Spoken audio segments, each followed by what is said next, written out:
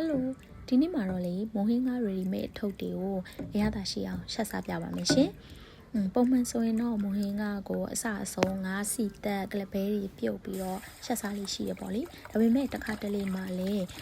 လူနည်းနည်းလေးနဲ့ပေါ့နော်ကိုဘာသာကိုစားခြင်းတဲ့အခါမျိုးဆိုရင်တော့ဒီလို ready made ထုပ်လေးကိုရှက်စားဖြစ်ပါတယ်ရင်နွေးတည်ထားလိုက်မယ်တည်ထားပြီးရင်တော့ဒါကကြက်သွန်နီဦးနဲ့ဘဲဥပြုတ်ထားတာလေးတွေလည်းပြင်ထားလိုက်ပါမယ်ရှင်ဒါကဒီအထုပ်ထဲမှာပါတဲ့ပေါဝင်ပစ္စည်းတွေပါကြက်သွန်ဖြူကြော်ရယ်ငရုတ်တီအလော်မုံရယ်ပြီးတော့ငရုတ်ကောင်းရယ်ပြီးတော့သူငါးစီတက်ထားတာလေးပေါ့နော်အခုရှက်နေတာကဒါပသိမ်မိုးဟင်းကအထုပ်ပါရင်နွေးပွားလာပြီဆိုလို့ရှိရင်တော့စောစောကငါးစီတက်ထားတဲ့ဟာလေးကိုထည့်လိုက်ပါမယ်ရှင်သူ့အထဲမှာလေးဆန်လော်မုံနေလဲတခါတည်းပါပြီးသားဆိုတော့အထဲမှာခက်ခဲမဖြစ်သွားအောင်လို့အစမပြတ်တော့မှုပေးရမယ်ပေါ့နော်ကျက်သွန်နီဦးတေးသေးလေးတွေထည့်ရင်တော့ပိုကောင်းတယ်ဒါပေမဲ့ကျက်သွန်နီကနည်းနည်းကြီးနေလို့နည်းနည်းသူ့ကိုလေးစိတ်စိတ်ပြီးတော့ပဲထည့်လိုက်တယ်ပေါ့လေဒါဆိုရင်ဟင်းရလည်းအရန်ကိုရှို့သွားမှာပေါ့နော်ပြီးရင်တော့အစင်သစ်ပြုတ်ထားတဲ့ဘဲဥလေးကိုလည်းတစ်ခါလေးထည့်ထားပါမယ်အိုးဘဲဥလေးဖြစ်အောင်လို့ပေါ့နော်မုံဟင်းကားထုတ်ဆိုလို့ရှိရင်ဘယ်ဟာတွေကြိုက်လဲဆိုရင်အိုးပိုပြီးရင်မီလေးဆန်ရွှေညာပြီးရင်အခုဒီရွှေဖူးလေးဆိုတဲ့ဟာကိုကြိုက်တယ်ပေါ့နော်စောစောကထည့်လိုက်တာကကြက်ဥပြုတ်ပါဘဲဥမစားတဲ့သူတွေလည်းပါတော့ပေါ့နော်ပြီးရင်ငရုတ်ကောင်းလေးလည်းထည့်ပါမယ်ငှက်ပြောဥကတော့ဝယ်ပြီးတော့အစင်းသင်းပြုတ်ထားတာမရှိတော့မထည့်လိုက်ရအောင်ပေါ့နော်ဒီလိုဟင်းရရဖို့ဆိုလို့ရှိရင်စုစုပေါင်းချက်ချိန်ကမိနစ်20လောက်ဆိုလို့ရှိရင်ရပြီပေါ့နော်ဒါကတွဲစားမဲ့ပဝင်ပစ္စည်းတွေကိုပြင်ဆင်ထားတာပါ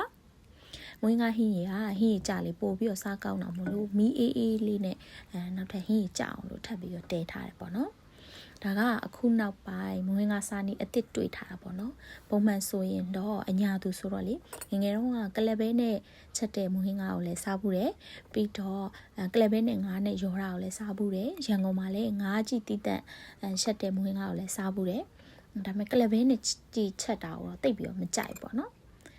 ဒါကအခုကဒီစားနီးနောက်တစ်ခုကကျတော့ဒါကကရင်ဘက်ကတော့တော်တော်များများအရာတွေဘက်ကသူတွေဆိုလို့ရှိရင်အဲ့လိုနေစားကြရတယ်ပေါ့နော်အခုနောက်ပိုင်းဗီဒီယိုတွေမှာလည်းတွေ့တော့ဒါမျိုးကိုနေစားကြည့်အရင်စားကောက်နေပေါ့နော်သူကမုတ်ဖက်ရဲ့